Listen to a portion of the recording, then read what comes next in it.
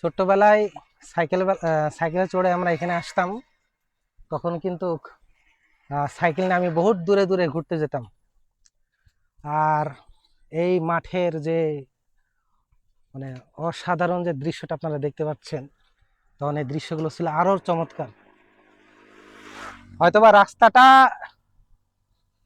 এরকম থেকে কিছুটা কমতি ছিল, কিন্তু দৃশ্যটা ছিল আরো চমৎকার ছিল। ধান, পাট, এত মানে এরকম অবস্থা ছিল না।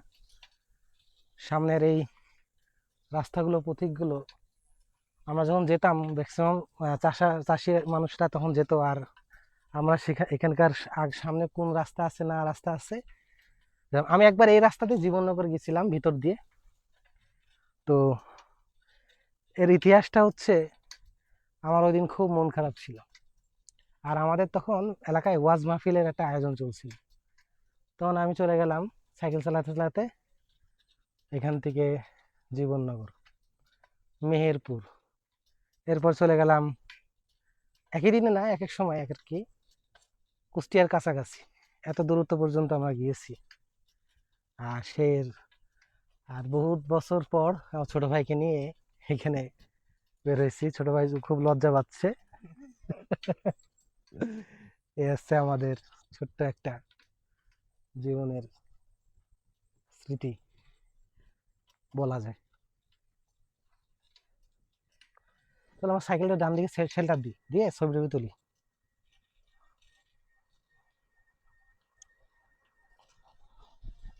এখানে শেল্টার দিই।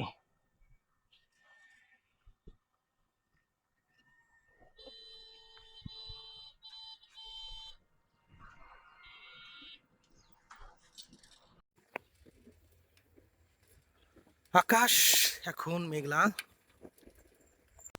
ঠিক আছে, আকাশ এখন মেঘলা, আমরা যাচ্ছি একলা।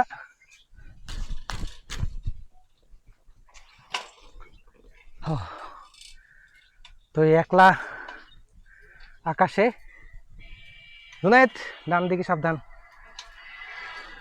তো এই সুন্দর একটা পরিবেশে আমরা, চাঞ্চল্যকর একটা আবহাওয়া, এক মনোরম মনোরম কি বলে এটা আর কি, কি ভাষা দেব, মনোরঞ্জন মানসিকতা তৈরি করে এই আল্লাহ সুবহানাহু ওয়া তাআলার এই বিশেষ নিয়ামত। আল্লাহু আকবার।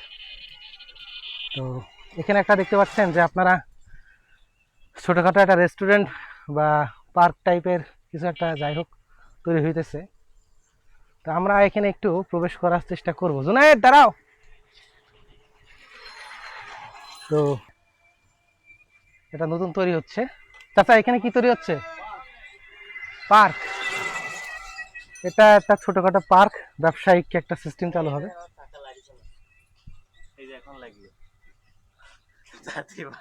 ফ্রি কেটে গেছে তোমার?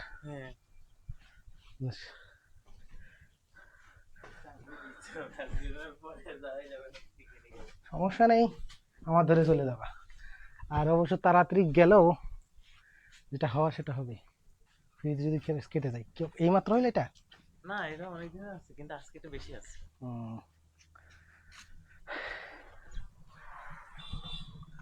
তো আজকে